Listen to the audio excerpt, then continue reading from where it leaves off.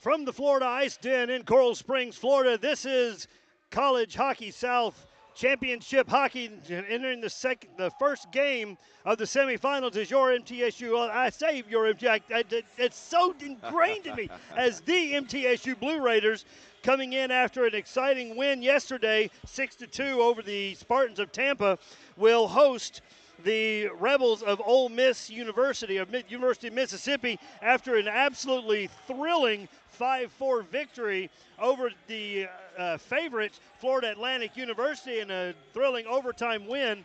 And this is a matchup that is these teams are no strangers to each other. Should be a great game. Should be a lot of fun. I'm Brady Palmer with College Hockey South, bringing you the play-by-play today. Alongside me, Spencer Tomset doing color. Spencer, how's it going, man? You know, I don't know why Commissioner Nell thought it was a good idea for two MTSU fellas to be calling this semi and to let us in for free. But what a great game in a victory against Tampa in the quarterfinal, and that thriller of an overtime final matchup for Ole Miss to get the go-ahead goal and upset the #1 team in the country. Should be a lot of fun in this semifinal. Looking at the matchup, both teams pretty evenly matched as far as goals against, penalty minutes, all the different metrics. So this was a team that a matchup that during the regular season saw a split, as in the first game in Memphis, the MTSU Blue Raiders got handed a 7-2 defeat by the Rebels, and then came back out in the second game to win 3-2. So a split during the regular season, and just one game removed for each of these teams before they meet up again. Yeah, Middle Tennessee had their matchups, double loss against FAU as well in the last 4 games they had. One win and 3 losses. You mentioned they had the split series, and it was basically a winner-take-all, and for higher stakes this time. Absolutely. So, as we said, no strangers, and we're underway. A little pushing down in the corners. Brendan Ogle going to come away behind the net. Skates forward. Looking as he gets dumped by Bobby Trites. Clean entry in. Shot taken from the blue line by Halloran. Blocked by Bannis. Going to come around to the far side. Swept back deep by Ole Miss. Bannis going to pick it up. Down in the corner, Halloran coming in. Now Schenk sweeps it around. Now with the net off, we're going to get our first stoppage, 18:23 in. You already see 2 collisions between several players, but one in the neutral zone and one in MTSU's side of the ice. You are going to see a lot of these collisions. Now, unfortunately, you've got a boarding here for Quinn Moses, who scored 2 goals in their matchup against FAU yesterday, but sometimes it's going to be penalized, but most of the time you're going to have it clean on those checks into the boards, and you're going to see a really physical match. Ole Miss, very scrappy. Middle Tennessee, and you mentioned it yesterday, that the Blue Raiders are starting to be a little more disciplined, have done better on their penalty game, but you're still going to see a physical, scrappy game. Oh, absolutely. And this Ole Miss squad, very young. They have no seniors, and I believe 8 freshmen on their team, and a very fast, very talented squad. So it should be a great matchup. Clearing attempt stolen by Palmer. Go ahead. I was going to say, look for Siciliano and Palmer from Middle Tennessee, especially. Siciliano was pretty much on both ends of the rink throughout the entire matchup, as you see DeMumbrum take the puck here. Up to Ogle. Ogle, quick shot, and Ogle gets it past Mugler. MTSU strikes first on the power play, just 25 seconds in. Time on the clock, 2 minutes, 4 seconds, and MTSU out to an early lead. I tell you, that is an incredible goal, a great opportunity just inside the blue line, a good pass from DeMumbrum up inside.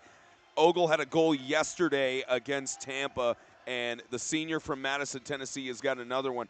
Heading into the postseason, he had 21 goals, make that goal number 23. Brendan Ogle also being named, along with his line mate, Ethan DeMumbrum, to the all-conference team, second team today, along with teammate Matt Siciliano getting third-team honors.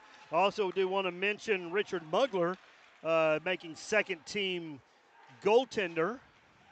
So congratulations to those young men and being recognized by their by their peers, I guess the coaches. Yeah, they do those votes. Was talking with Commissioner Nell about it in between the breaks, where they have the ranking of what between 1 through 9, 9 being the highest on those all-conference honors. Great save. Boy, nice work there by Quinn Waddell as he just refused to give up on that. Had a very high danger shot, but Aiden Kopech right there with a pad, able to make the save. Yeah, those College Hockey South honors all coming out today, honoring the Division II and Division III sections. They had their annual meeting for the conference earlier today to give their players their respective awards and hand out all of those trophies, as the back door doesn't work.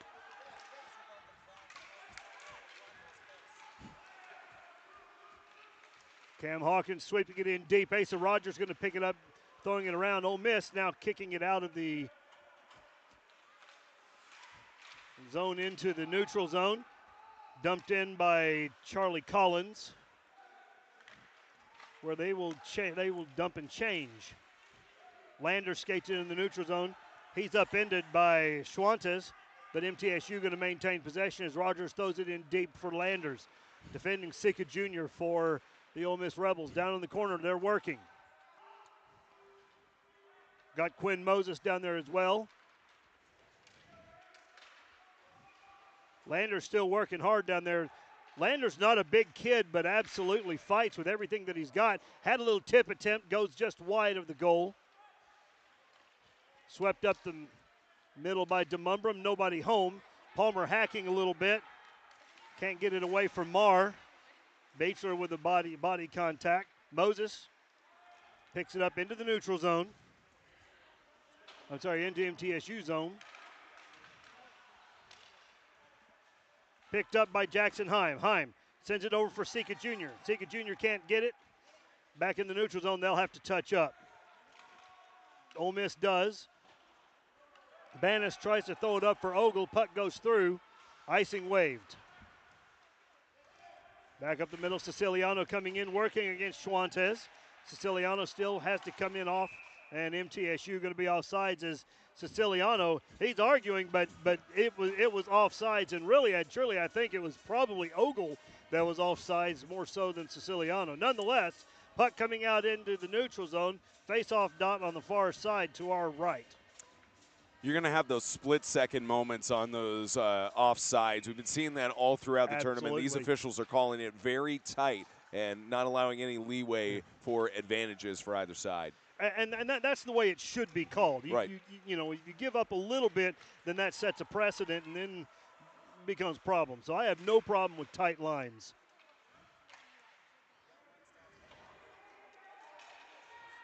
Ratliff skates in, sends it back. Play broken up there by Tommy Halloran. Halloran sweeps it around to the far side. Rogers throws it up for Trites. Now into Coughlin. Doyle Coughlin with the game-winning goal in overtime last night for the Ole Miss Rebels.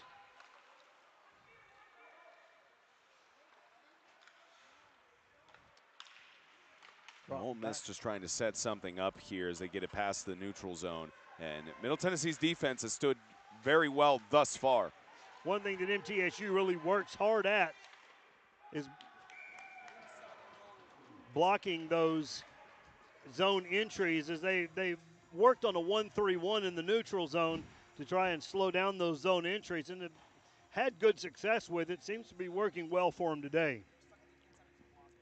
Doesn't this feel like a March Madness game? You got number 7 versus number 12 on the national rankings, when normally you expect 1-4 or maybe something like 8-7 or closer matchups. And that's the other great thing for this Ole Miss Rebels team, is that they beat the number 1 team in the country in the playoffs. So really the chip could be on their shoulder, but don't really have any issues to worry about with it, any team that they face here in the rest of the way. Cross ice pass. Poked away there by Kopech, and quick shot by Daniel Starek, but easy save there for Aiden Kopech as he was in great position. And we got a stoppage with 13:52 remaining on the clock. MTSU on top after the power play goal by Brendan Ogle. Don't know about the assists yet. The online scoring not working at this point. Seems to be a familiar refrain. Boy, turnaround shot, and that's just what you do as Landon Houck picked up the faceoff, sent it in from the blue line, and got the easy goal in there as it got by Kopech. I don't think he ever saw it. And that's just the old story of put the puck on net and allow things to happen. And Houck gets the equalizer at 6 minutes and 12 seconds into the first period. I tell you, Houck, that's his 5th goal on the year, the 6-foot defender from Indianapolis, and it's great. You see sometimes you have the shots go right off the faceoff. We got in perfect position, love the look, and you got a tie game here. It's going to be back and forth. You're not going to have a one-sided matchup like you saw MTSU have against Tampa in the quarterfinals. Boy, and what a great tic-tac-toe play there by MTSU. Brendan Ogle's shot turned away by Mugler. Mugler never fooled. Up the middle, trying to stretch it out to Powell. Picked off by Ogle. Ogle tries to sweep it up the middle. Play broke it up and swept around to the near side by Sika. And no surprise that Mugler is making another great save there. He was fantastic in that game against FAU. Yes, you could say that he allowed 4 goals, but in overtime when he needed to step up on shots, really a fantastic weapon in the junior in net. If you ask me, having played a series against Florida Atlantic, you only allow 4 goals. You've done something. Quality program. Nothing wrong with that. Donovan Yesnak being his own one-man wrecking crew as he's gone down there and laid out Sika and Marr, trying to maintain possession, but Ole Miss tries to get it out. And Yesnak upends yet a 3rd guy as Heim goes down. But more importantly, Ole Miss with possession of the puck, trying to sweep it forward, trying to hit a stretch pass as Schwantes was skating forward. Ratliff right there with it, able to deflect the pass away. I tell you, Kopech has impressed me thus far. Yes, allowed 1 shot on a dart from the point, but his poke check with the stick earlier on in this period, as well as clearing the puck around the backside of the goal. There's a big reason why Kopech, and you know this better than I do, but he's been fantastic in goal for the Blue Raiders, and I would not be surprised if you see him continue that same trend. Kopech very aggressive in the way that he plays in the net, does not have a problem coming out, oftentimes scares the MTSU faithful when he does. As icing going to be whistled, as Ole Miss's Rogers able to get down to the hash marks just before Cam Hawkins, and it'll come all the way back to the MTSU zone where they will opt to take the face-off to the left of goaltender Aiden Kopech. Into the face-off circle, Coughlin against Landers. Coughlin wins it back. But Landers going to glove it down, trying to stretch it up for Siciliano. Play broken up by James Rogers.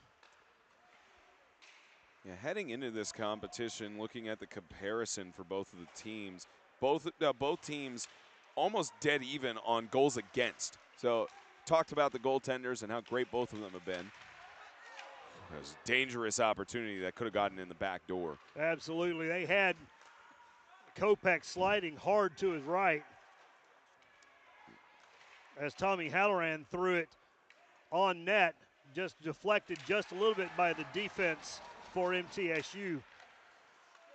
Another clean check into the boards, mentioned it at the top. This is going to be a very scrappy game, hopefully not chippy like we saw in the consolation game earlier, the 5th place game, I should say. Ole Miss trying to take advantage of a change there by MTSU. Just couldn't quite get it to materialize. Both teams getting a line change in, chance for them to reset at this point. Middle Tennessee will take it down the ice. Lima chipping it forward. I'll tell you one thing that Ole Miss has done very well all in this game so far is just sticks in lanes. MTSU having a very hard time completing passes.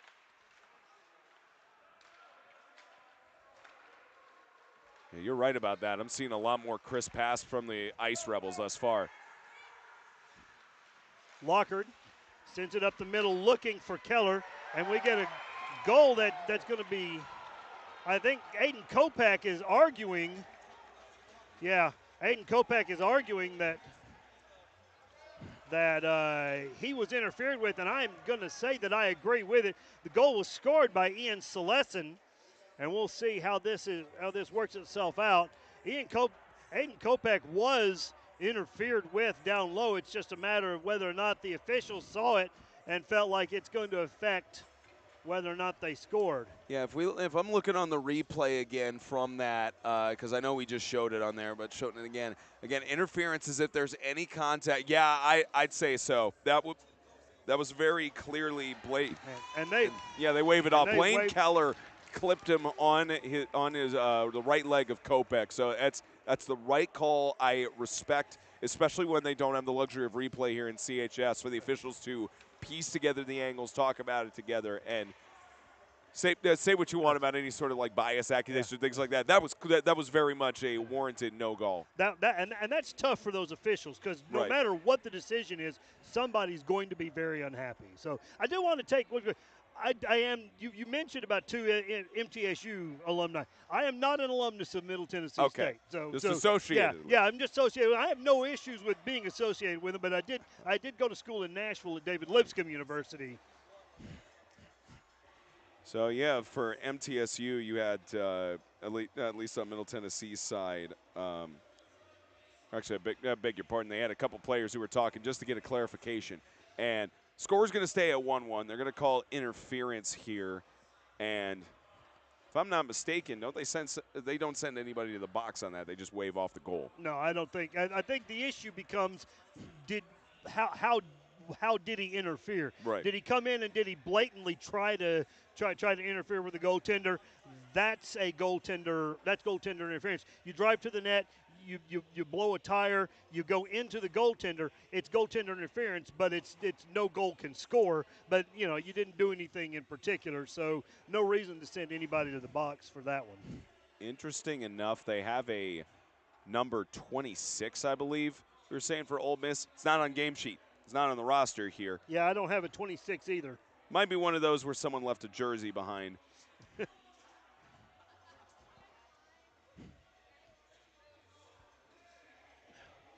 So the Ole Miss bench not happy with the decision, as their head coach Josh Herbert, or it could be Bear, I don't know, but their head coach explaining to the referees why he thinks it should have been a goal, but I don't think it's going to change anything. It rarely does.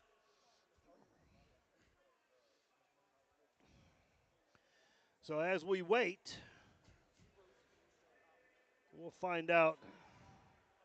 Trying to find out what's going on from a scoring standpoint from the first goal, and the second goal, simply because we don't have any assists and all. Still trying to get Game Center up and running. Yeah, the officials having a long conversation here, as you were mentioning, with the Ice Rebels bench, and it makes sense. You're having these conversations. It's a semifinal game. You're trying to.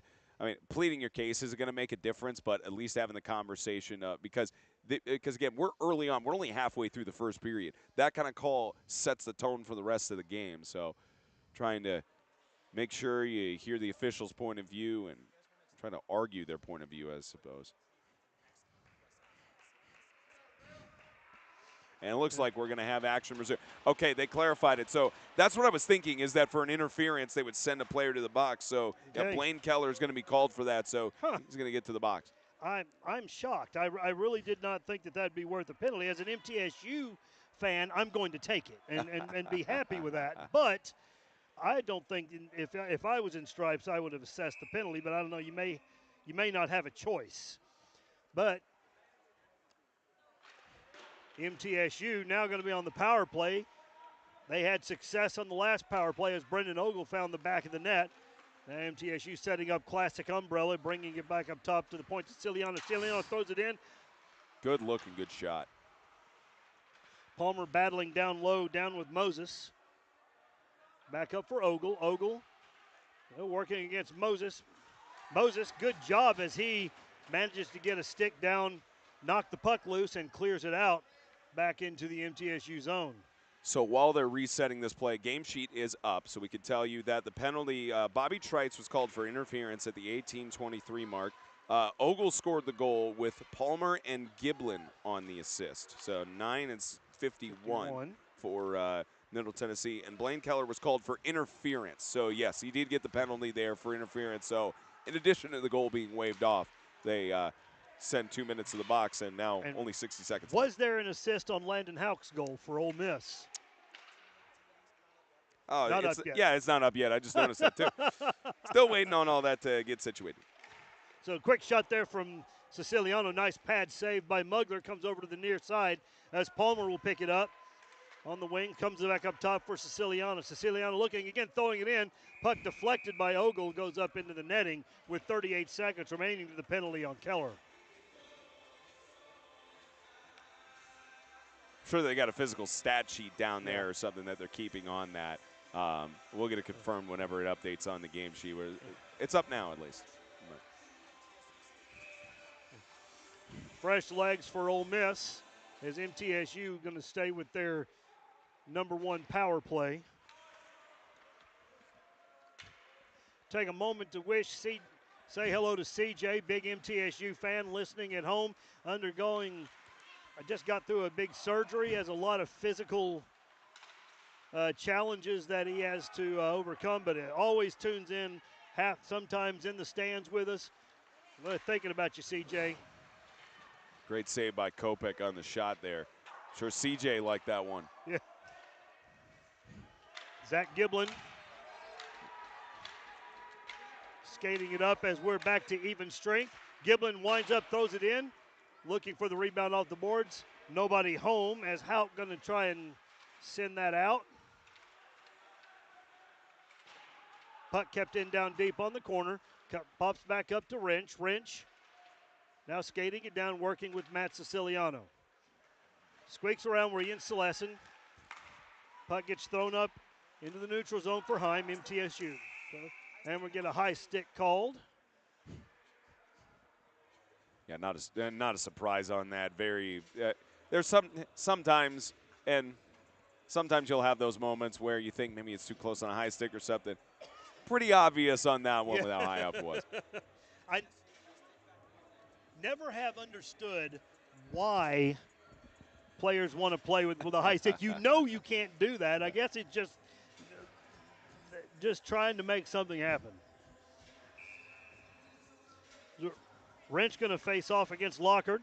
Lockard wins it back for Marr. Marr takes a shot, goes wide. And dangerous deflection off of Waddle. Looked like it was going to go in the corner. Over in the near, good activation by Marr coming off the blue line to keep the puck in deep for the Rebels. Lima chips it up off the boards into the neutral zone. Knocked down, and now Stalzer will work down against Sika. Chipped up off the boards, knocked down again by Lima. Coming away with it's Waddell. Waddell up the middle, drops it back for Lockard. Lockard shot taken, deflected, goes wide. Had Starrick right down there in front of the goaltender. MTSU needs to push those guys out. Starrick had a good look if he had just had the puck a little bit to his left. Shot taken, looking for the rebound off the inboards. Nobody home, but kept in again by Marr. Now into the neutral zone. Stalzer working down against Marr. Puck back into the MTSU zone where it's picked up and skated by Trites. Trites shoots it in. Near side over for Beechler. Beechler drops it back. Turnaround shot taken. Easy save. Just outside the frame on that shot. Ole Miss also got a defensive line change in on the backside. Now Sika. Landers coming out to apply pressure. Up on the boards in the neutral zone. DeMumbrum working against Halloran, gets pushed off and a clean entry into the zone. And Landers will then throw it back out in the neutral zone, and Ole Miss will reset. Cross ice back over to Rogers, who chips it forward. Gets through, where Beechler will send it up for Landers. Passing is starting to be cleaned up a little bit for the Blue Raiders at this point. You're seeing a lot more crisp passes going across the zones. White working against Landers down in the corner as it's chipped up. Shink throws it forward, and now penalty. Looks like that's going to be interference called on number 9. I think Robert White going to go for interference as he throws Landers to the ice. Oh, roughing, yep. Yeah, it's roughing called on Robert White of Ole Miss. Been in the penalty box for 16 minutes heading into this weekend. Add that onto his total, and a good opportunity for the Blue Raiders as they go on the power play. It is third power play for the MTSU Blue Raiders. And something we talked about in our game yesterday is how much more disciplined that MTSU has cut their penalty minutes in half this season from last season, and so far have managed to stay out of the box. Power play 1 for 2 for the MTSU Blue Raiders as Siciliano plays pitch and catch with DeMumbrum. Siciliano throws it in, puck bouncing around, sends it back around. Oh, and Giblin had a great backhand opportunity. Mugler with a great job getting over, closing the door. And Giblin trying to get his second goal of the weekend. I'm impressed by the amount of looks that we've had. Oh, nice shot and a tip from Ogle. A nice save there by Mugler. Yeah, Siciliano on the initial feed for sending the puck in. And oh boy, short-handed opportunity. Ian Selesson gets turned away to the side. And that was just poor communication by MTSU as they were trying to enter the zone, and nobody knew what the other one was doing. Gave a great opportunity for Selesson to pick a pocket and get off to the races. Now over to the near side on the wing with Palmer. Palmer sends it around. Giblin going to drop it back for Mums. With a minute remaining, shot taken. Ooh. Cross ice over to Palmer. Now back up top for Siciliano. Siciliano shot taken, puck bouncing in, goes wide. Very typical for MTSU on Siciliano taking shots from the blue line. That's now the third one on this power play. 40 seconds remaining of the penalty on White. It comes back up top. Siciliano again with a shot blocked by Moses. Moses wasn't going to be fooled that time. And puck going to get cleared out by Moses. Oh, sorry, that was Houck, my bad. Now MTSU sends it in deep. Sika going to pick it up. Kicks it up off the glass. Knocked down by Siciliano as DeMumbrum. Shot taken. Bouncing around and now covered up and frozen by Mugler. 9 seconds remaining to the penalty on White. 3:22 remaining first period. Score tied as MTSU got on the board first in the first 2 minutes and 4 seconds into the first on a power play goal as Ogle scored with assist from Palmer and Giblin. And then at 6:12 the equalizer came as Landon Houck finds the back of the net for the Rebels, and that's your scoring up to this point. Yeah, the game sheet, for whatever reason, it's updating penalties, but still has a 1-0 advantage for Middle Tennessee. We'll see if we can get an update on that in the intermission. Yeah, power play over. Schenk got the send in there as this Ice Rebels team really good on the power play kill. I like it. Waddle throws it in deep. Cross ice on the breakout over to Starrick. Starrick sends it up into Lockard. Back in the neutral zone. Offside's going to be signaled as Ole Miss touches up. Now Schenk pulls out his 9-iron, throws it in deep. Icing whistled, and Marr gets there first, so it'll go all the way back to the MTSU zone with 2:33 remaining. You also see 5 players for Middle Tennessee standing up right now. Obviously can't substitute in with the icing, but staying on the wings, and you can tell some of them seem a little bit gassed. They've been out there for a couple of minutes now. I think they may have you fooled because this is a team that can't sit down. I mean, they are always up on the edge of the wall.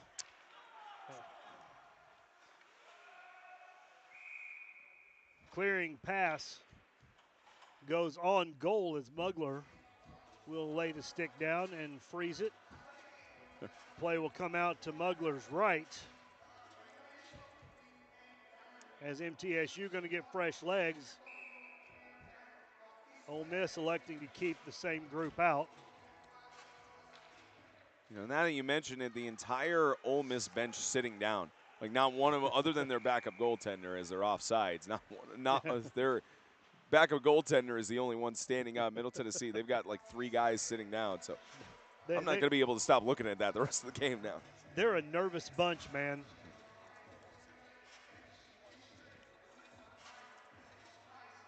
Tell you, 2:16 left in this first period. You got a 1-1 tie, and keep in mind, Ole Miss, the only team that has experienced overtime in this postseason in the D2 bracket. Wonder if we're maybe in store for that later on. Plenty of time. I thought it was interesting when you looked at all 4 games yesterday, all decided by 1 goal, except the College Hockey South game of the week. Yep. That was a 4-goal differential. It just what a goal, puck bouncing around, dangerous play.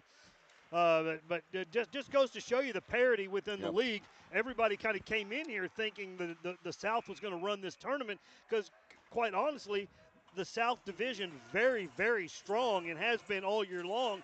But when you look at the semis, only 1 team from the South able to make it through, and that's South Florida.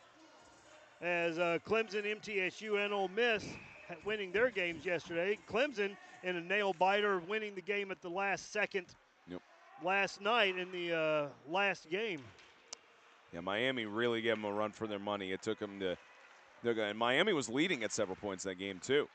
So it's, again, you talked about the parity, and they know what they're doing when they choose the game of the week.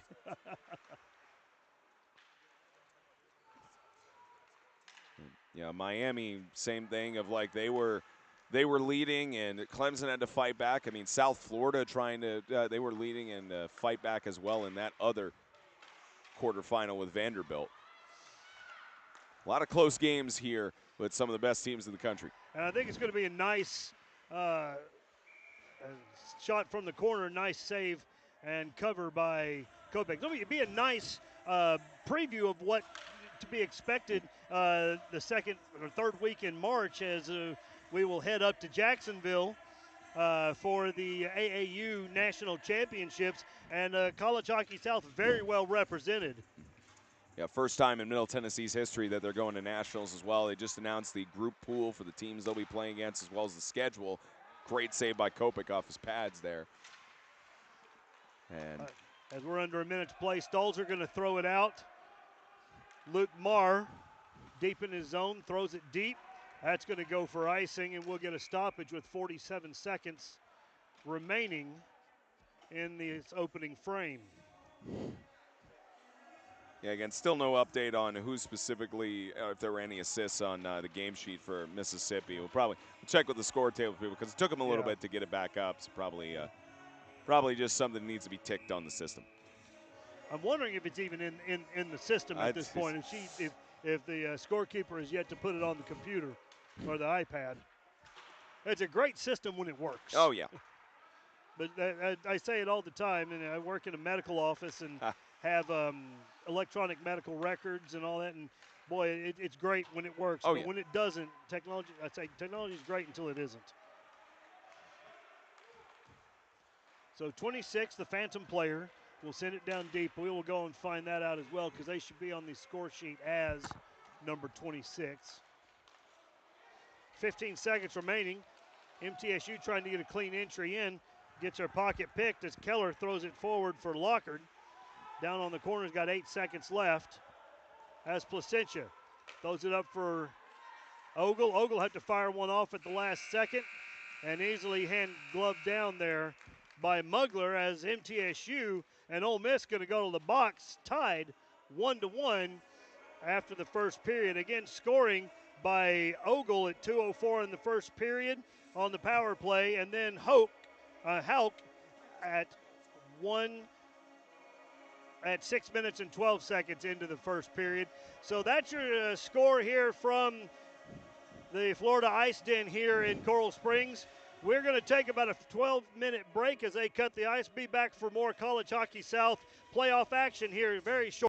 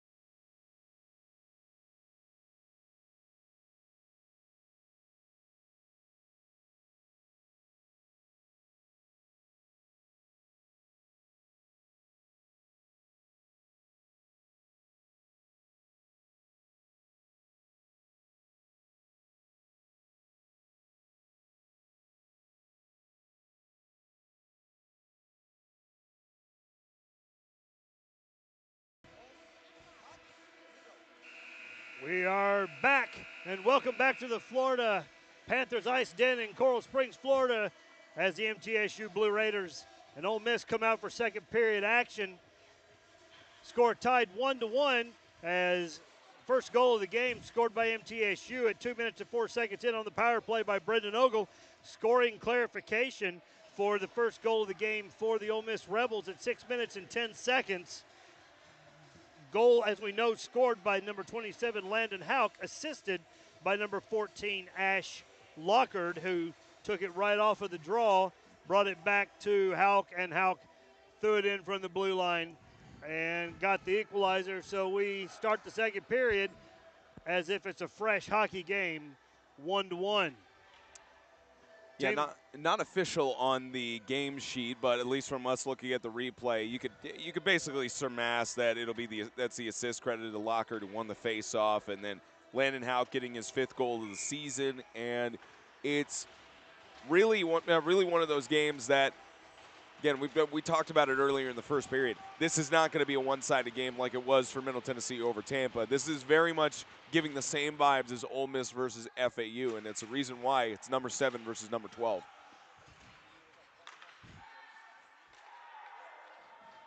MTSU going to get possession. Ole Miss winning the faceoff to start the second period. Talked to Dr. Don Roy, the MTSU, who's keeping stats for the team. Shots were pretty much even. MTSU 8-7 for the Ole Miss Rebels, so not a whole lot of scoring opportunities for either team. As Lyndon Palmer's going to skate it in. Comes around to the near side looking for an opportunity, dumps it back over for Brendan Ogle. Ogle cross ice over, hits Beechler. Beechler's shot goes up into the netting. And you were even saying that's abnormal for that low of shots on both sides, especially through one period. Absolutely. You know, you kind of see that in the pros maybe where they're going to be in that 7 to 8 range. But usually these college games, you're talking 10, 12, 15 shots per period. And so a little bit low. Face-offs heavily in favor of the Ole Miss Rebels as they won 12 and lost 7. That's a unusual statistic for MTSU, as they're usually very strong in the face-off circle, and it's probably one of the reasons why Ole Miss continuing to be relevant in this game is their strong play in the face-off circle. Not taking anything away from the Rebels, they're playing masterful hockey today, just as they did last night against the Owls of Florida Atlantic. Puck tipped in there by Siciliano. We sent cross ice over to Sika. Sika going to dump it in and swept in deep by Halloran. Nobody home. Lima going to pick it up behind the net, looking for a breakout opportunity. Pressure coming in from Starek. Lima. Chip it up. Lima spending way too much time with the puck. Needed to get rid of it. But coming away with it going to be Siciliano. Siciliano. Good defensive play there by number 2. And the puck tipped by Yuli Lima, who came in. That's Evan Wrench. My bad. Evan Wrench came in and just play. I cannot say enough for Luke Marr and the way that he tied up Matt Siciliano. But Matt Siciliano just managed to tap the puck into the slot just in front of the crease. Evan Wrench right there, able to tap it in. So Siciliano going to get the assist. I tell you, great stick work there by Siciliano. Almost looked like he was going to be beat by the 2 defenders as he tried to weave around, but managed to find the seam. Looked like he could have also tapped it by himself into the crease, but great work there, and got a 2-1 advantage for MTSU. Turnover in the defensive zone as Giblin tries to take a shot. It gets turned over, and now Ole Miss wanting to go the other direction. Shot taken by Starek, play disrupted by Schenk. Still bouncing around, swept out by Clay Stalzer. Going to be picked up deep by Blaine Keller. Pressure being brought by Giblin. Drops it back for Rogers. Rogers sends it around the far boards to Blaine Keller. Keller looking, sends it up, tipped in deep off the stick of Lockard. Now Palmer, going to skate, got 2 in front of him. Palmer loses the puck, goes in on the boards, pulls back. Up the middle, Puck cleared out, icing waved.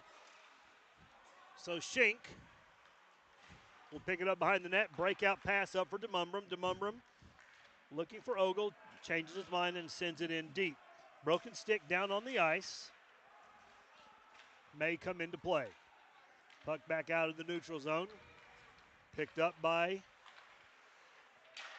Beechler and swept in deep by Mums. Comes near side. Picked off by DeMumbrum. DeMumbrum knocked down, but play thrown in by Palmer. Tried to hit Palmer, who was streaking in. Good look, but play broken up by the Ole Miss Rebels and sent back. Bannett's going to pick it up down in the faceoff circle, throws it in for Palmer. Palmer pushed in on the boards. Captain took a big hit there into Ole Miss's bench. Beechler taken down. No penalties called. And we know that the league has asked the officials to let them play, which is fine as long as nothing egregious happens. We don't want anybody getting hurt, but feel free to let them play. Yeah, pretty much most of these calls that you're seeing that could be bang-bang, I'm liking that they're not calling the penalties on that because it's nothing like contact to the head area, and certainly in the postseason you want to give a little more leeway on these things. It's so far what I've seen clean other than the penalties that have been called thus far. Championship hockey requires that you let them play. Celestin throws the puck in, centering pass, nobody home, good, cleanly through to the other side. Ole Miss swarming down in front of the net. Now MTSU finally able to knock it out as Placentia takes a hit from Moses. I always get dangerous when they have those really fast switches that go right in front of the net. Lucky for MTSU that Ole Miss didn't have a player over, as they'll call icing.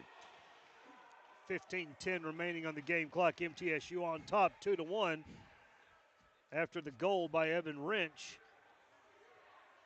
to put MTSU on top. Want to give a shout out to Kevin Bond, my broadcast partner during all the regular season, doing our producing and switching camera angles and doing a fantastic job. Appreciate the work that he's doing. And our spotter, he told me his name, and I'm terrible with names. Ryan Lee. Ryan Lee. Ryan, thank you. Ryan doing a great job giving us information in our ear. It's taken me a minute to kind of get used to that. I don't have that at MTSU, and it's unusual. We're going to have icing going to be called against MTSU, so that'll come all the way back into the MTSU zone. MTSU will have to keep their personnel out. It takes a whole village. We also have 2 camera operators, 3 camera operators, 1 down low on the ice, and 2 up here in the stands. Just doing a fantastic job hopefully making this as entertaining as it can be. Just try to ignore the idiocy coming out of my mouth, and we'll be in good shape. We can't control the on-ice product, but we got a great crew here, a lot of a mixed all-star crew, in essence of volunteers all across from Florida and the rest of College Hockey South, and all the other broadcasters and team members working for different places. So happy to work with all these people. Always like the melting pot that you get to have with these things. It is fun. Up top for Sika. Sika with a shot in. Goes wide. Swept around the boards by MTSU, where Larson Smith will try to sweep it out. Big shot coming in. Boyd. Sika Jr. had such a wide open window there with the shot. And again, you're not going to beat Kopech on those shots, but it's still one of those, a rebound shot, very dangerous. Fast release, and that I think was the dangerous part of that, was how quickly he turned and fired that in. And he also, his glove having to reach up towards his face mask, because puck going towards the eyes or in that area, never wanted near there, but Kopech reaching up. I used to umpire Little League, and I've been hit in the face by a pitched ball, which carries the same energy as a hockey puck, except these things coming at 80, 90 miles an hour from these guys. Little leaguers throwing about 50 or 60. Whoa. Boy, that was quick by Aiden Kopak as the puck hit the glass behind him and bounced right on top of the net and immediately covered that up to make sure it didn't get poked loose and come in. Good heads-up play by Aiden Kopak. Great awareness, because sometimes on those it could bounce off of your back and go in the net for an own goal.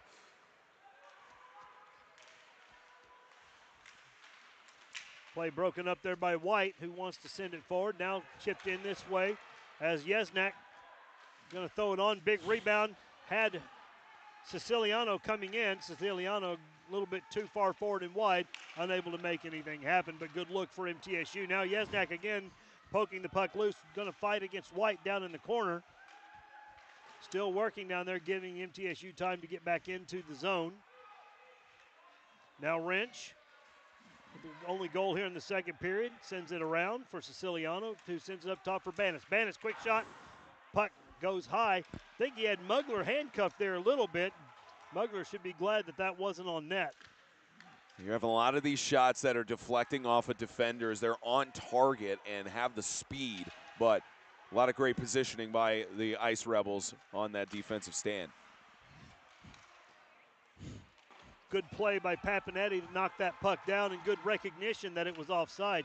Stretch pass up for Stalzer. Stalzer shot taken, an easy save by Mugler as he will flash the leather on the wide angle shot. 12 minutes, 40 seconds remaining second period. Score 2-1, MTSU on top. Again, lone goal by Evan Wrench, the assist by Matt Siciliano. Puck sent around by Ole Miss. Celestin chips it up into the neutral zone where MTSU going to pick it up. Sent up, boy, big hit down low, and we're going to get don't know what we're going to get here. I don't see arms going up as if it's a penalty. And the linesman, yeah. He's pointing at something towards the other side of the glass. Well, it looks like we got a player that's injured.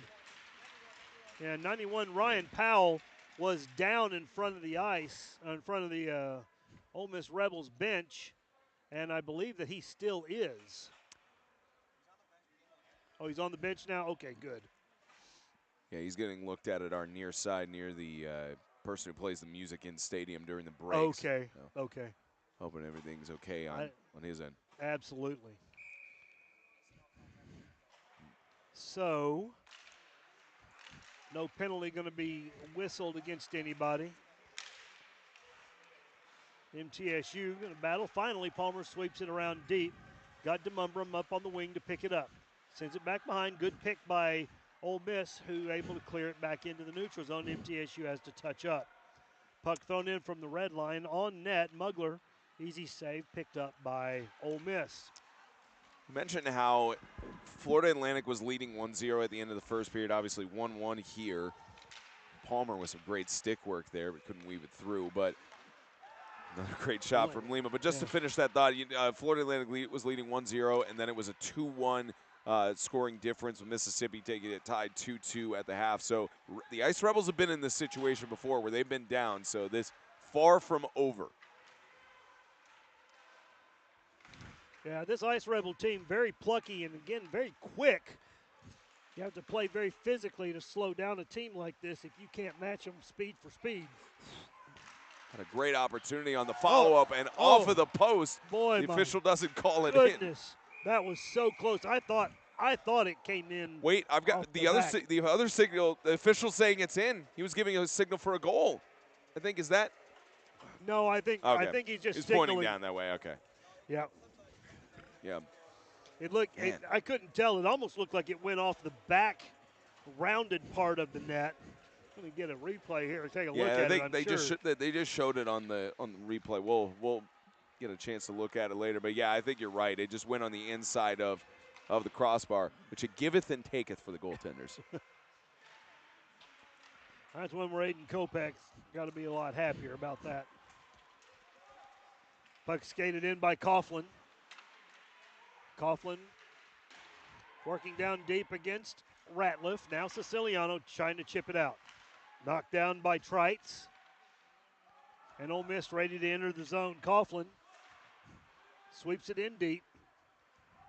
Looking for teammate Trites over on the far side.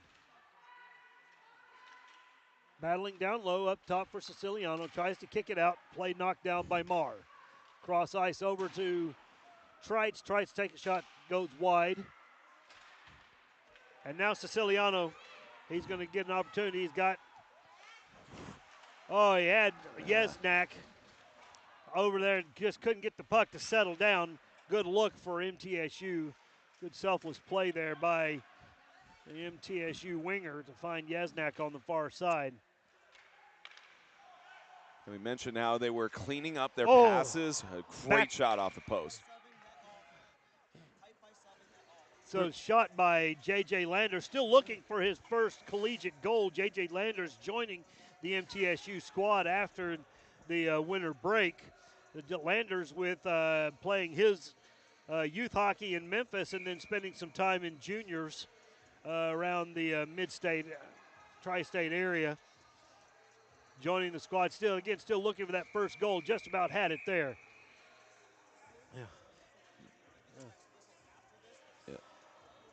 Haller and Hawkins. We were mentioning about in the first period, MTSU started cleaning up their passing. Siciliano wants that pass back because just a little step ahead of Yasnak on the right side of the net, because that one-timer, there was an open hole there that Mugler left open. Could have gotten a two-goal lead. One of those passes, maybe a step earlier would have made the difference. Lockhart going to get thrown out as Halloran will come in and take the face-off. One back by Ole Miss. Picked off by Asa Rogers. Asa Rogers found Landers coming up the middle. Landers couldn't get it to settle down. And now Ole Miss going to go the other way. Tommy Halloran sweeps it down, picked up by Starek. Starek around the top to Sika. Gets past Sika into the neutral zone, and Ole Miss will have to touch up. Sika. Oh my goodness, what an amazing save as Ash Lockhart caught the rebound off the shot and immediately put it right back in, and Aiden Kopak athletically jumps out. Goodness gracious. Aiden Kopak also losing his stick in that, got picked up by a teammate, so he feels whole again. Talked with him multiple times about what it feels like when you're without your stick, and it's very challenging for goaltenders. Double save there from Kopak. Incredible stuff, especially usually on those rebounds on the follow-up, they find their way in. Oh, goodness. Great save. You have to think that could be a game-changing play right there for MTSU.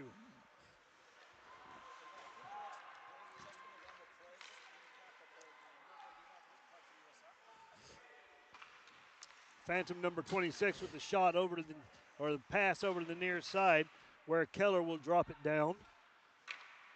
Send in stick save off of the stick of Rogers. And Ole Miss really applying a lot of pressure to the MTSU goal right now. As White going to send it across. As O'Malley working the puck down low. Comes back up top, over for Rogers. Rogers, play broken up and knocked out by Giblin as we're under the 8-minute mark left here, second period. Cross ice over for Rogers. Rogers kicks it up looking for Waddell. Puck a little bit too far, and MTSU going to throw it in deep as it comes around top for O'Malley. Ole Miss trying to transition, loses the puck. Yuli Lima going to skate it forward, throws it in. Pad save by Mugler. And Ole Miss looks to try and transition the other direction. Waddell, shot taken, gets deflected, bouncing around. Now Schenk skating. Schenk going to chip it up, looking for Ogle. Boy, great play as that was broken up by Jackson Heim. Sends it across over for Schwantes. Back up for Moses. Moses with a shot. Good job there by Brendan Ogle, as he managed to knock the puck down, took away a great scoring opportunity for the Ole Miss Rebels. The shot coming in by Landon Hauk. I tell you, we look ahead of us. We're sitting in the bleachers on our vantage point, and the Bulls of South Florida and some of the fans and players are sitting in front of us now. That should be a really great matchup coming up next here to conclude this day of College Hockey South Division II play, where you've got Clemson and South Florida that are set to face off. Should be a good one. South Florida, number 2 team coming out of the South. Clemson, the number 1 team, they only had 1 loss as a puck bouncing around and finally covered by Kopak. Only had 1 loss in conference play, and that after having to take the entire fall off due to some disciplinary issues with that program. But they came in and just almost ran the entire North Division, and a very, very scrappy, very talented team. So that should be a great game. We've had a decent game here so far in this first semifinal. Consolation game's a little more one-sided. I hear the D3 men's bracket had a lot better go on the 7th and 5th place games. So hoping that these semis are a good conclusion, especially because these players know there's no consolation game tomorrow. You lose and you head home. Yes. Long drive for either of these teams to get back from Coral Springs, too. I know it was about 14 hours for MTSU, probably about another hour or 2 longer than that for Ole Miss, coming out of Oxford, Mississippi, just south of Memphis. So Beechler tries to send it around, picked off up top for Celestin. Celestin chipping it down for Stark. I'm sorry, that's not Stark. That was Coughlin with a shot. Good save there by Kopak as it goes over to the corner. Now picked off by Wrench. Wrench wants to skate, chips it forward. Didn't have a choice, couldn't send it in deep, and fresh legs for the MTSU Blue Raiders. Yeah, he was just dumping it off so he could go to the bench immediately once he served the puck back into Ole Miss's zone. Just went right to the bench to call off. A little bit of gassed for the MTSU. Yeah. You could see him, he was trying to send it deep, but just couldn't get to the red line in time before he had to do something. Now Moses picking it up on the blue line, turning around. Play broken up as Giblin drops down to his keister and disrupts the play there. Moses staying with it down on the far side in the circle. Chip back up top for Marr. Back down for Schwantes. Schwantes sends it around to the near side where Giblin will pick it up. Chips it out into the neutral zone. Ole Miss still going to maintain possession. Yeah, so far a clean second period here as well. Only, no penalties thus far. You got 1 goal that has been scored thus far. That was a Wrench with Siciliano and Stalzer on the assist. And about 4:20 left to go. It's been clean thus far. We haven't had any real push or shoving. A couple of clean checks into the boards, but nothing too concerning so far. I was talking with upper management at the Palmer household during the intermission, and she talked about how slow that period was, and with the delay about shot taken off the pipe. Oh goodness, Moses with a great shot again off the pipe. Big battle down low. That covered up. So Lima and Moses mixing it up. I believe that actually is number 16 Schmidt, and Moses mixing it up down low. But talked about how slow that first period was with the delay about the question of was it a goal, was it not a goal? 2 goals, 3 penalties. It just seemed to drag. This one is not dragging at all as we are under 4 minutes remaining in this period. Yeah. Well, remember as well, we had that 1 goal for Ole Miss that they were trying to shoot on, and it was dislodged too. So there's that, and the interference on the other end that would have given an extra lead. So we've had a lot of good events thus far here in the semifinal. It's very much lived up to the purported hype, even with it being 2 teams that pulled off one team pulling off the upset, because Middle Tennessee not necessarily an upset from their end, but. Well, right now, the way Ole Miss is playing, I don't know that you could consider either whoever wins this game for to be an upset. Oh, no. Both these teams playing very well so far in postseason. Yeah, only on paper because of Yes. technically Ole Miss being a number 4 seed in the North. But as you know, with these in-division rivalries, it's just a matter that you play these teams multiple times that you have the seeding that plays out. But Schenk with a shot broken up. A nice block by Blaine Keller, who wants to transition the other direction. Keller chips it in deep, going down in the corner, working against Schenk.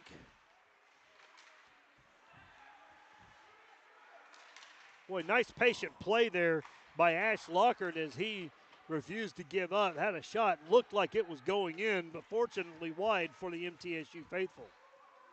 Keller Blaine had that second shot as well that went wide around the boards. Back up top, Rogers. Shot blocked and broken up now. DeMumbrum going to skate it in. DeMumbrum up for Ogle. Ogle turns around, Ogle, and with a shot.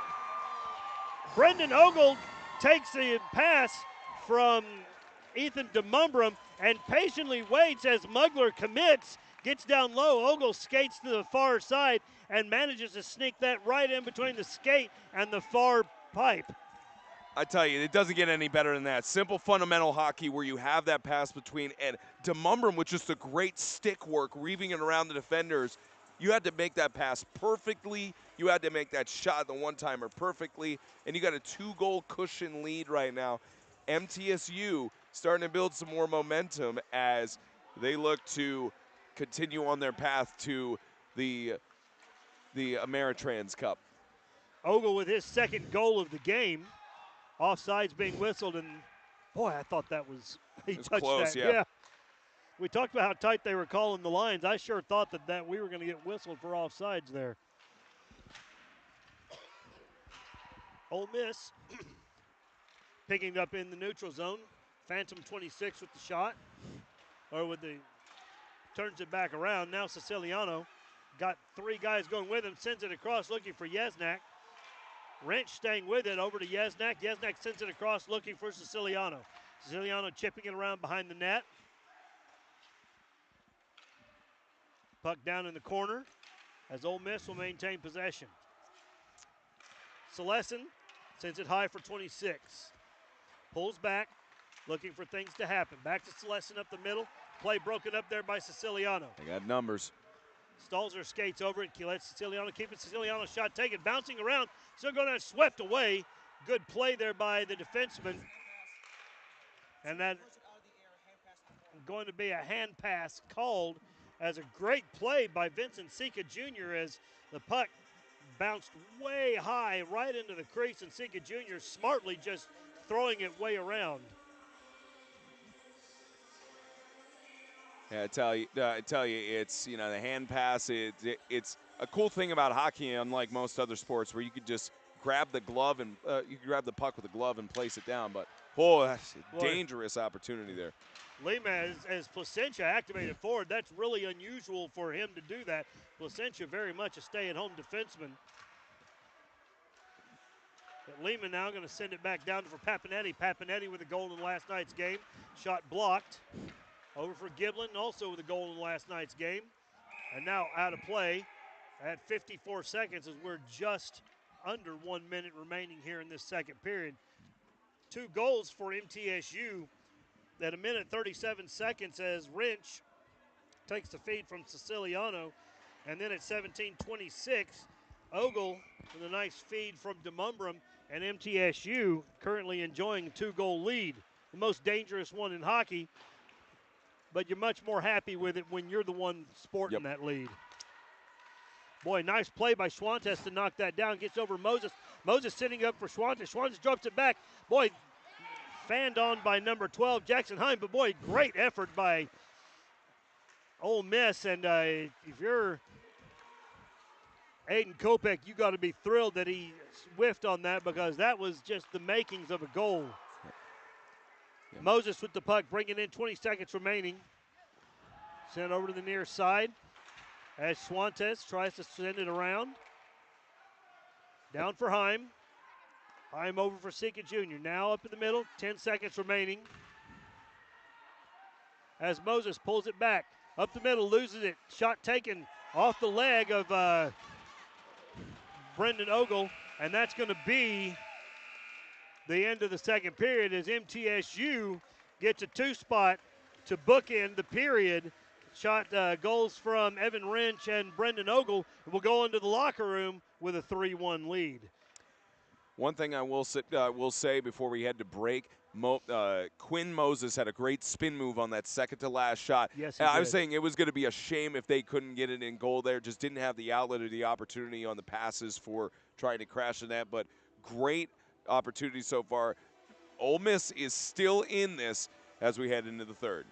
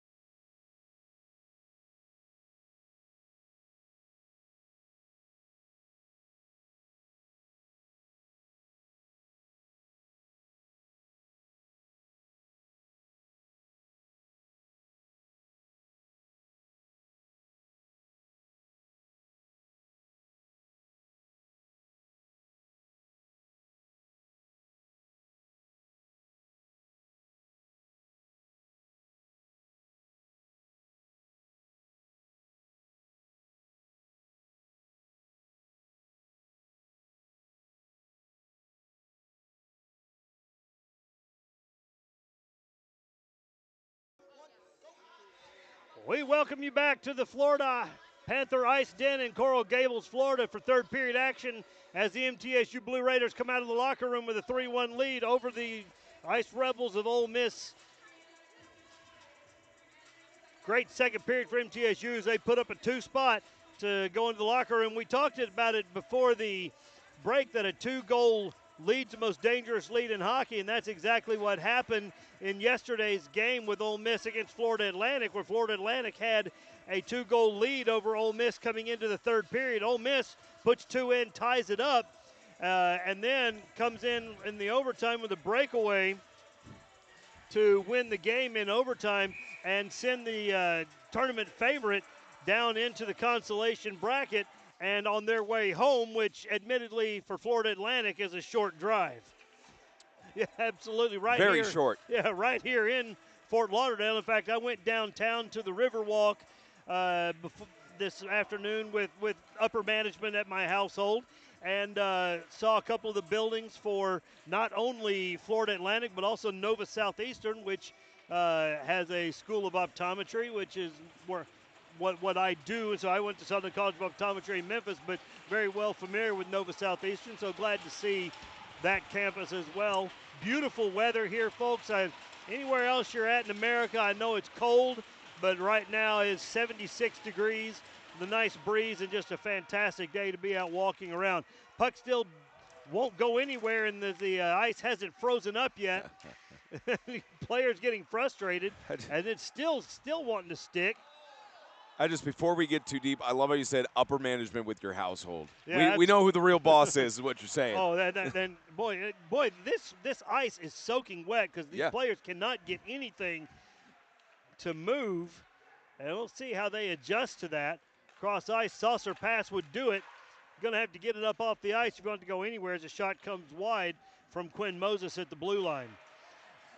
Ole Miss clearly in control in that second period. Shots 11-5 in their favor for 18 for them total, 13 for MTSU.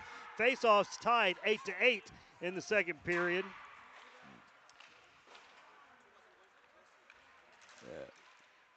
Puck comes in deep where Moses on the boards. We were talking about this at the break as well. Keep in mind that I believe it was with Ole Miss and FAU. There was it was 2-2 at the end of the third period.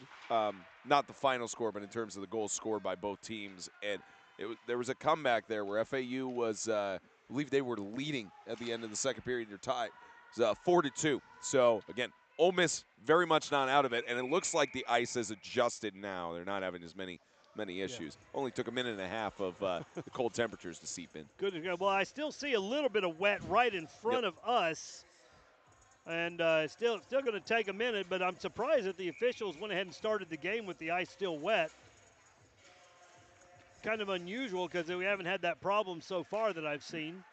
But turn-on shot, puck going to go down the void, off the glass and gloved out of the air by a alert Aiden Kopech.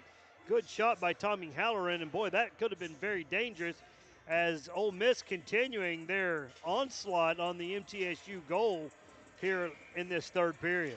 This is what we call great hand-eye coordination. Certainly all the goaltenders need that, but Kopech just very aware. Then, like you mentioned, could have been dangerous. If he had missed that grip, would have bounced in front for a shot opportunity. There have been a couple of good saves by Kopech so far. There was a shot that was chipped in from the neutral zone and bounced right in front of him. Did a great job of getting a pad down. Talked to his father before the game and showed me the bruising he had on his arm as he was digging in during last night's game. And winner of this game moves on to the championship game for Division II in College Hockey South, a 1:30 Eastern time start. Of course, have that game for you here on the College Hockey South YouTube channel. And should be a lot of fun, whoever the two final teams are in that competition. We know it will be either between Clemson or South Florida. It looks like that's going to be on Ole Miss. Ole Miss going to get called for a hook with their fourth penalty of the day.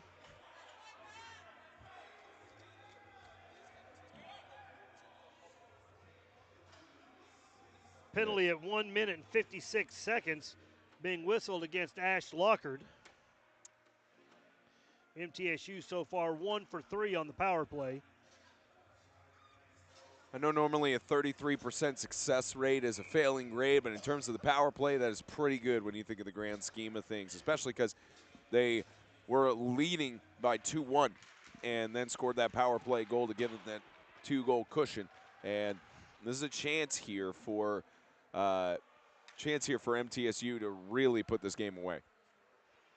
Puck swept out by Starek, and now power play 1 squad for MTSU looking to skate into the neutral zone. Ogle comes in cleanly, sends it across, puck bounced around. Good save there by the goaltender Mugler.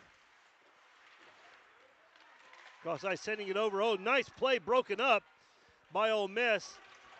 DeMumbrum had Palmer coming across, but the play broken up.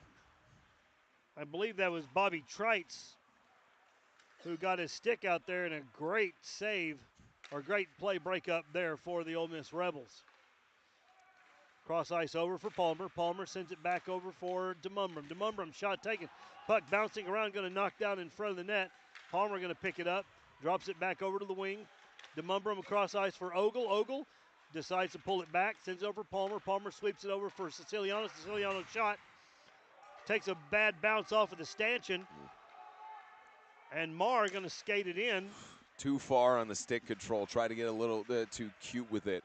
And you notice how the main difference as well, FAU incredible on their shorthanded goals that they've scored on the season. Ole Miss not really up there on that stat line. You're seeing a lot of them just dumping it down in MTSU zone and not really concerned with taking a shot. Maybe here they do.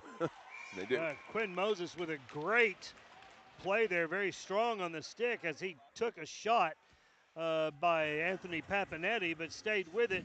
Took a great shorthanded shot there and knocked down and covered by Aiden Kopech with 24 seconds remaining to the penalty on Lockard. Again, you like this, even if they don't get a goal from this on the shorthand, wasting time. That's all the Rebels are trying to do right now and kill this penalty. MTSU been very strong on their power play in the first half here, but Ole Miss doing a very good job of clogging up lanes, not giving MTSU that opportunity to get those high danger shots. Back for Yesnak. Yesnak quick shot up and save by Mugler. Yeah, literally 2 ticks left on for the penalty here, and you can already see on the penalty box Ash Lockard is basically anticipating there. And you see also the penalty on the attempt on the shot here. Good anticipation for going around and getting the setup here, but just a good penalty kill for the Ice Rebels. Good play there by Yuli Lima as we're back to even strength as he recognizes the offsides and keeps the puck back in the neutral zone, looking to try and make something happen. Sends it across, looking for Hawkins. Icing waved. Not sure why, but I'll trust the Zebras. Looked like they were close enough to pursue the puck there with both of them in the area, but yeah, it's a close call on that. Coughlin, shot taken, deflected wide. A little bit of a mismatch. This MTSU coming out with their 4th line. Ole Miss with their 2nd now. Sides being called as Phantom 26 drops it in just a little bit early. Fresh legs for both squads. Well, no, I take that back. Like fresh defensive legs for Ole Miss. It looks like they have updated. Richard Price is wearing number 26 for Ole Miss on the roster. They just updated that on Game Sheet. Richard Price, normally number 11, but wearing 26 today. Somebody forgot his jersey. Boy, I can remember getting those phone calls when we were in youth hockey. To the point that we just started carrying an extra set of jerseys with us that had a 1 taped over in front of the 9 for anybody who forgot theirs. Oh, yeah. Yeah, don't have the luxury of equipment managers. I mean, sometimes you do in club hockey, but A lot of times it's you're having to wash your own jerseys and wash your own padding and clothes and all of that. So sometimes it can get stuck in the wash. You're cute that you think they wash their padding. Not during the playoffs. Maybe the regular season, but not during the playoffs. Puck got to play in the Ole Miss bench. I can tell you that at the MTSU Hockey House, there's 4 of these boys that play, and they drop all their equipment in their garage and let it air out in there. It is vile to walk in that garage. I hope we get our deposit back because I don't know you'll get the stench out of that room. So you're telling me if any of the MTSU alums donated a washer or dryer to the program, they would just use it as a storage unit. It wouldn't actually be used for its purpose. They will put equipment on it to dry it. Yeah, they will hang the equipment on there.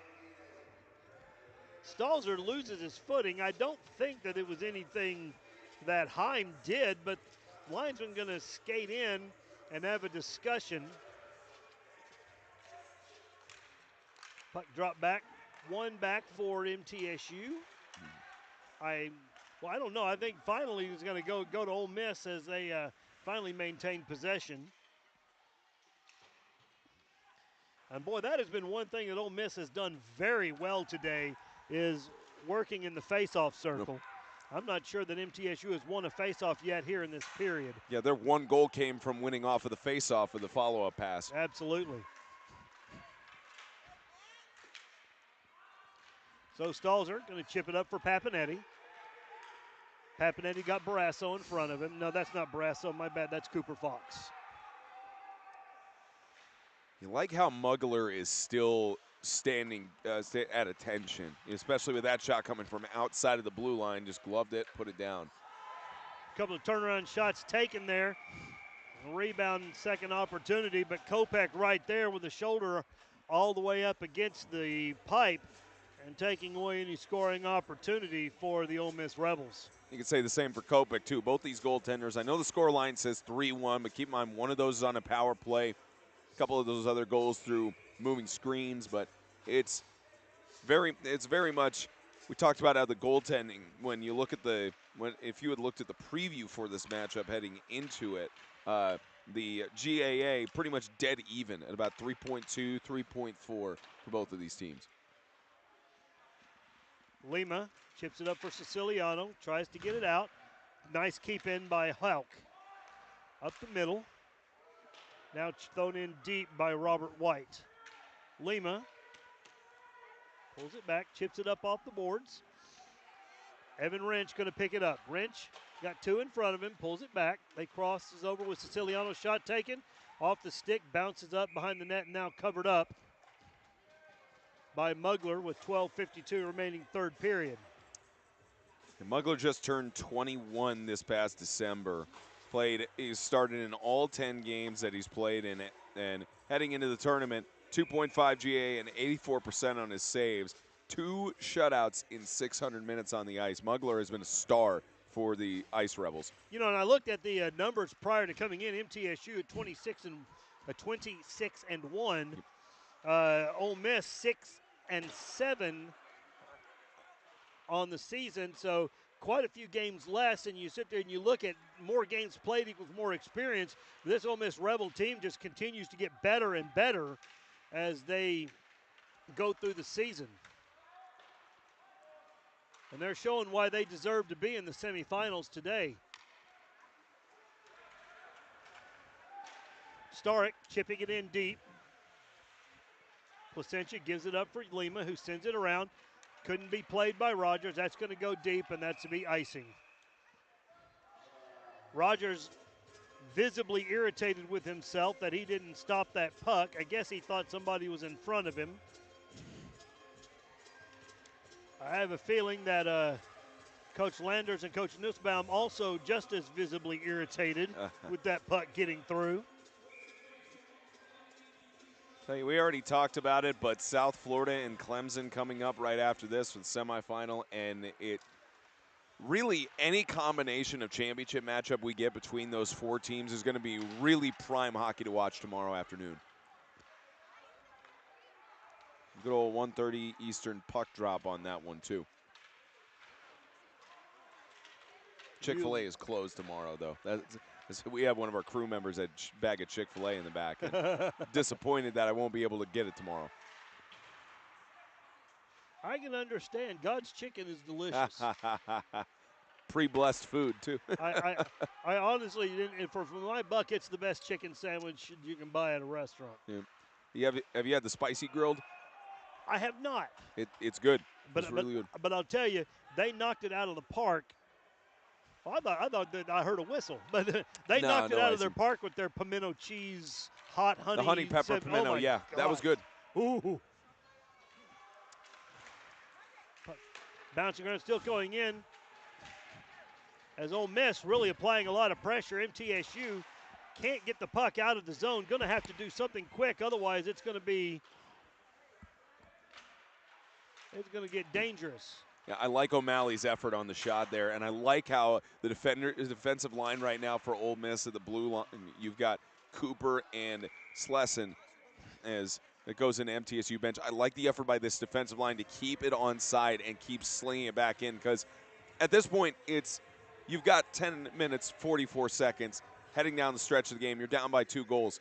It's going to be a while before you pull Mugler, because he's a big reason why you're still in this game. But you got to take shots on net. You got to sling this from pretty much anywhere and any angle, because Kopech has been hard to beat. They only got it past him once, and on a power play, which MTSU has been pretty disciplined throughout the last period and a half. And I tell you, another great keep in there as Slesson able to keep the puck in. It finally does come out, but this Ole Miss Rebel squad really, really applying a lot of pressure deep into the MTSU zone. Puck down deep as it looks like Beechler going down. No, that's not Beechler. That's Stalzer. Ole Miss with numbers. Shot goes wide. Turnaround shot taken back off of the net. Goes around the near side.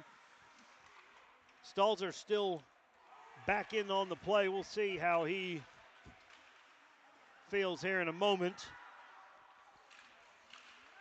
But now Waddell. Great opportunity in front. Puck bounces up high. Quinn Moses there again. A lot of time in the MTSU zone. As the puck deflected back out of the zone, and both teams going to go for changes. Stretch pass intended for Moses up high.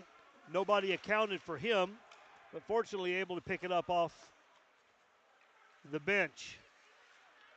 Placentia sweeping it around near side. Swept back deep by Slesson. Still down on the net, on the boards. Up for Siciliano. Siciliano chips it in deep, giving chase Lima. Working down low against Rogers.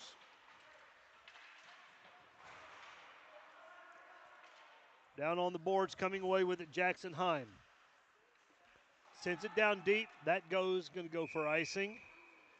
As Ole Miss trying to take an opportunity to see if they can catch MTSU sleeping, as they've got guys high twice.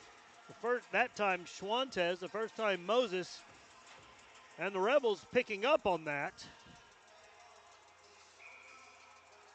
MTSU going to have to be sure that they're watching that high guy. Went off the face-off, quick shot there by DeMumbrum, and gloved down by Mugler. I'm not going to try to jinx it, although the announcer's jinx is happening here. This second semi is supposed to start at 8:15 Eastern. We're on track for it. The games have actually stayed pretty well paced today. Yesterday, it's stretching out a little bit, but second semi coming up, and we're getting down to a really good stretch here. And remember, Ole Miss came down from a 4-2 deficit to FAU last night, so Rebels not done. Personally, I'm trying to forget that. But it is a huge no. This is a team that refuses to go quietly. Puck bouncing around, high stick being whistled. MTSU going to play it, waved off as Ratliff able to clear it out. This Ole Miss squad really, really doing a good job, but that's going to be a hand pass. But this Ole Miss squad really applying pressure and making Kopech work for his living tonight.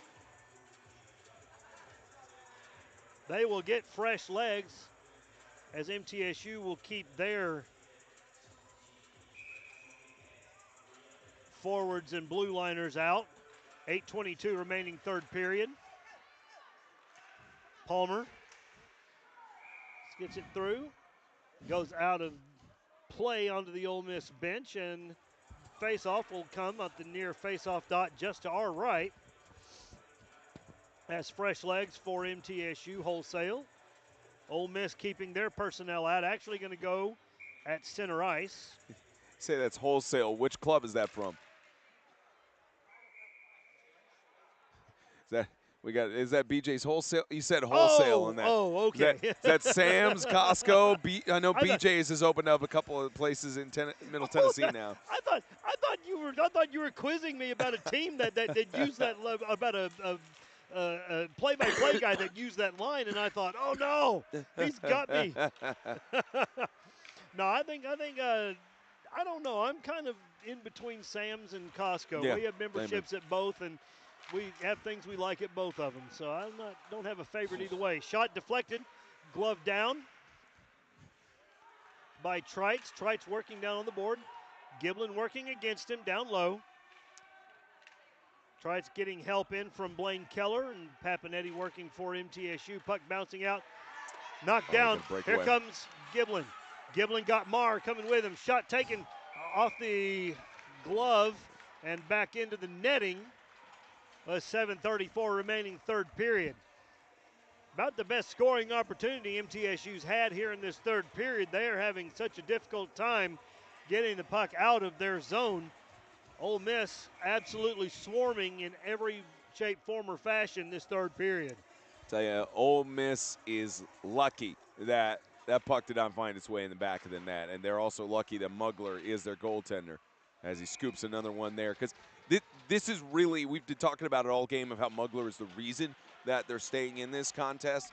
And for MTSU, I know we said the 2-goal lead is the most dangerous, but right now there's no pressure really on the Blue Raiders. All they have to do is just chase the puck, keep it out of their zone. Maybe even if they get another security goal, that'd be nice. But it's really not a whole lot of pressure on the Blue Raiders right now. But keeping it out of the zone is important, and we're struggling with that. Big turnover right there, and Quinn Moses with a high danger shot. Great save there by Aiden Kopech. Comes back up top, whiffed by Hauk, and Yesnak going to pick that up. Chips it in deep. Collides with Celestin down deep, but Siciliano applying pressure as the puck sit back for Moses. Moses tries to drop it back. Good activation there by Marr as he picks it up, but now behind the net there's Siciliano. Drops it over for DeMumbrum. DeMumbrum skates up to the wing, sends it back around the corner to Siciliano. Siciliano battling down low with Celestin. Looks like Moses in there as well. With Brendan Ogle going to come out of the scrum with the puck. Turn around, shot taken off the chest protector of the goaltender Mugler and swept around to the far side. Sorry, the near side. MTSU going to go down. Their first penalty of the game as Brendan Ogle tries to get his stick out there to break up the play and just gets it right in the skates of Celestin. So Brendan Ogle, who has 2 goals on tonight, will grab 2 for tripping at 6 minutes and 13 seconds remaining. That's 13:47 on the game elapsed from the third period. And an untimely penalty for MTSU as Ole Miss will have their first power play opportunity and see if they can get it back to within 1. Golden opportunity here for Ole Miss. Again, we talked about how Middle Tennessee has been disciplined, and even on that penalty, they have to call it because of the stick tripping and such. But it's one of those, he's fighting for the puck, and he just kind of loses it, and it ends up in a trip. They have to call it. It's one of those where you're like, come on, but it is the rule. And you always have to be responsible for your stick. I've heard Terry Chris say that many times in Predators broadcasts. You have to be responsible for your stick.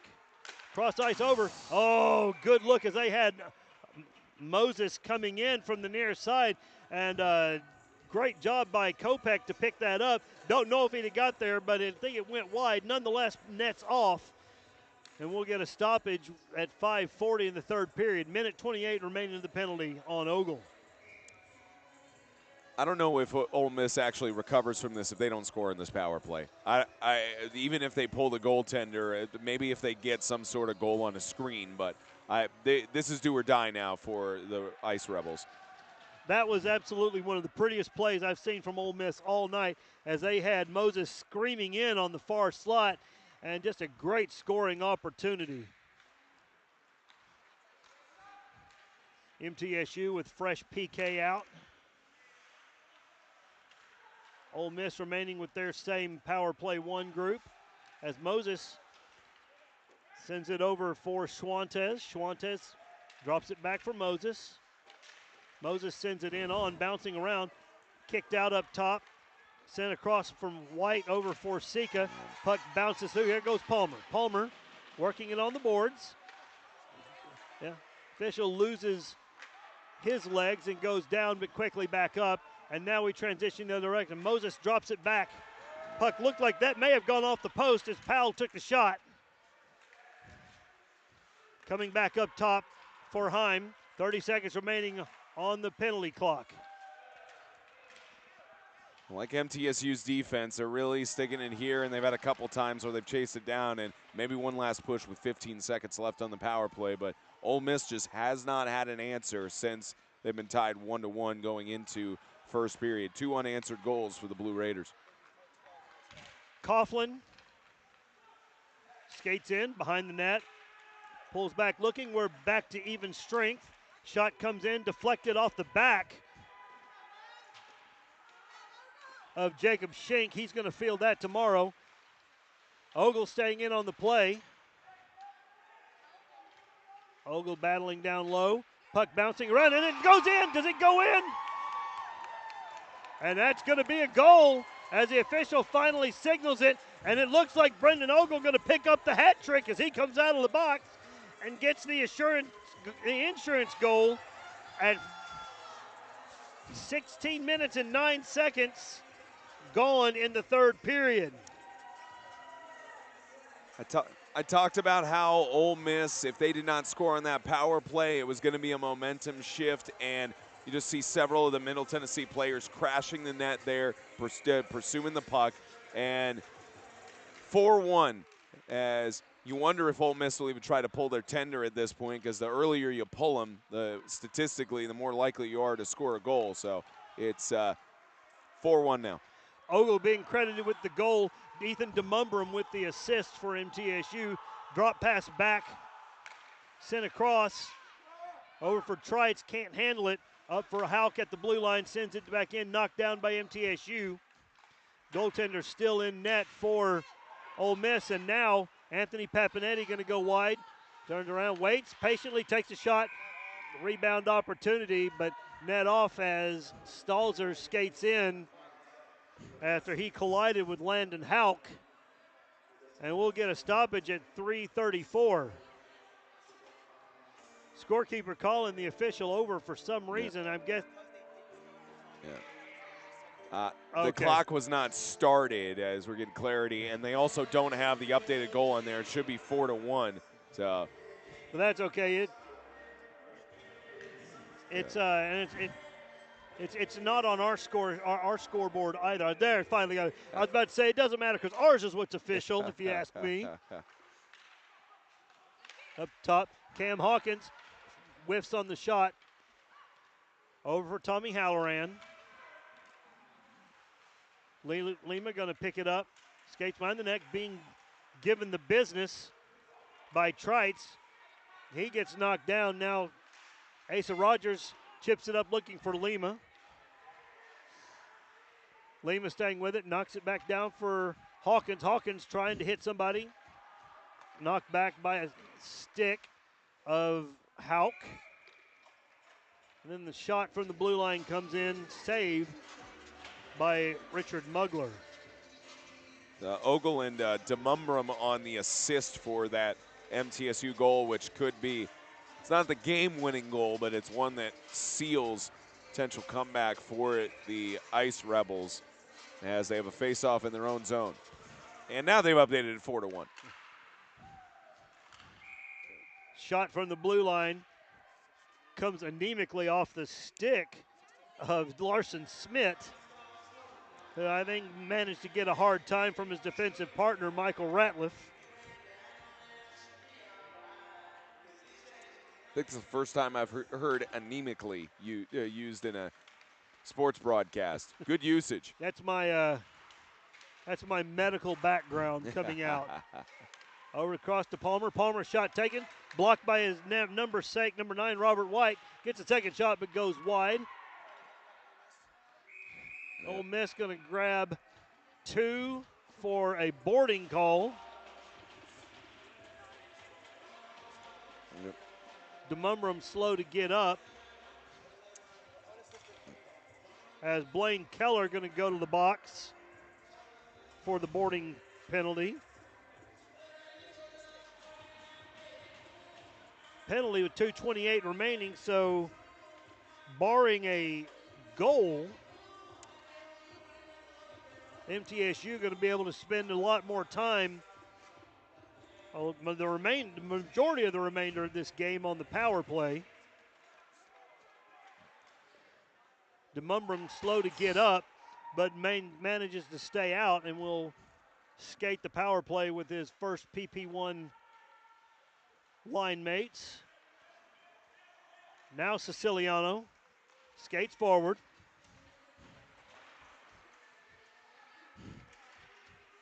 Siciliano loses his stick. Ole Miss going to skate it forward as Moses going to pick it up. Looking to try and create something. Like to see a shorty if you're in Ole Miss red. Puck back up top for Celestin. Celestin chips it in. Offsides whistled now, or indicated, now waved as Moses touches up. Pass up for Ogle. Ogle going to send it back around up the middle for Palmer. Palmer with a head of steam, skates in. Turnaround shot taken, deflected by Celestin. Now swept around to the far side, nobody there.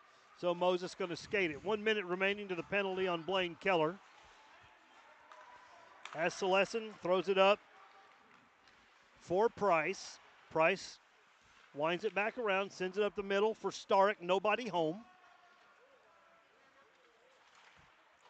Yeah, I wonder why they're not pulling Mugler here when your playoff hopes are on the line to try and at least do a 5-on-5. Absolutely nothing to lose. Ole Miss not going to. Might be because of that.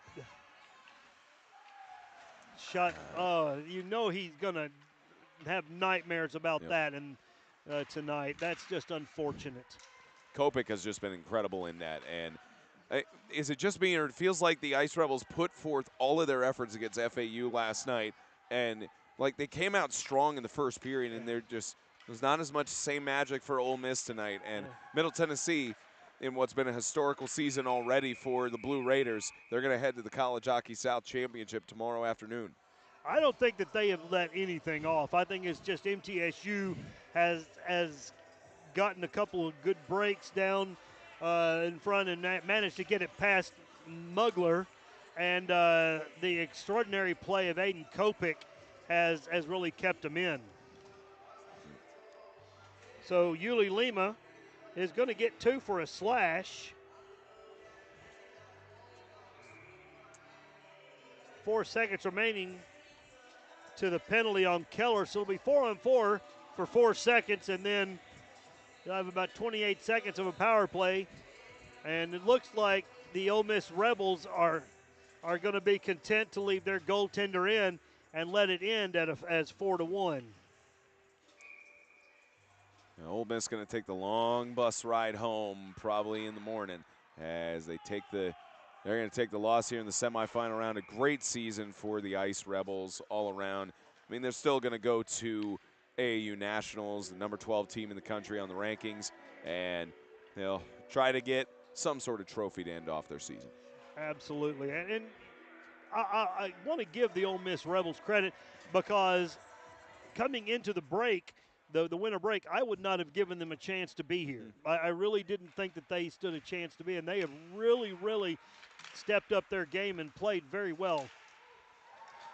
And honestly, they probably did the Blue Raiders a favor, too, by knocking off FAU, because it might have been a vastly different result, or at least an even closer game if the Owls had gotten in. But I know that MTSU was thrilled with the result last night. As the time's going to wind, and we have 1 minute, 1 second remaining, and MTSU has punched their ticket into the College Hockey South Ameritrans Cup Finals tomorrow at 1:30, and especially sweet as they do it over in division rival, the Rebels of Ole Miss. And MTSU going to go back to the hotel tonight for a good, well rested, be ready for tomorrow, as they will meet the winner of our next game between South Florida and Clemson.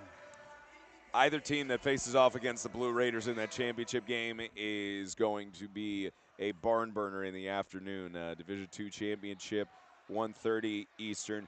They have it about 11 a.m. Eastern. The Division III championship as well, which is being finalized on the other sheet of ice. Both those games will be here on the main stadium rink.